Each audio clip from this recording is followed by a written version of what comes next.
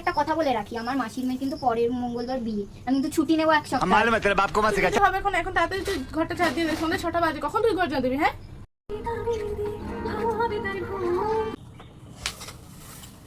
কি করে এই কি করছিস মালতী? দেখতে পাচ্ছ না ঝাড় দিচ্ছি, উঠে যাও। ওরকম ভাবে ঝাড় দিতে হয় তো, আসতে দে। শাস্তিই তো দিচ্ছি, তুমি যদি না দেখতে পাও আমি কি করবো?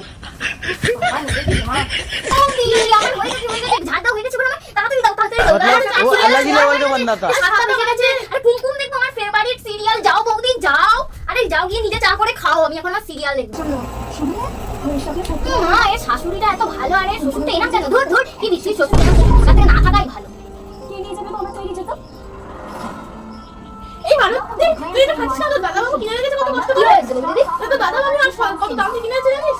আরে না না, আমি এটা খাবো, দাদাও তো প্রত্যেকদিন খাই, আমি আজকে খাই। আরে ভাই, আপনার এখন অনেক দাম। ও মা গো টুলুদা, তুমি এমনি করছো বৌদি? হ্যাঁ এমনি, তুই যা চা করে নিয়ে আমার জন্য। কি হলো মালতী, কাঁদছিস কেন? আরে আজকে আমার ফেভারিট সিরিয়াল তুমি একটা এপিসোড মিস হয়ে গেছে তোমার জন্য। আরে একটা এপিসোডই তো মিস হয়েছে, এরকম করে কি আছে? আরে কি হয়েছে, থাক, এমন করছিস না তুই বাড়ি। আমি তো কিচ্ছু না।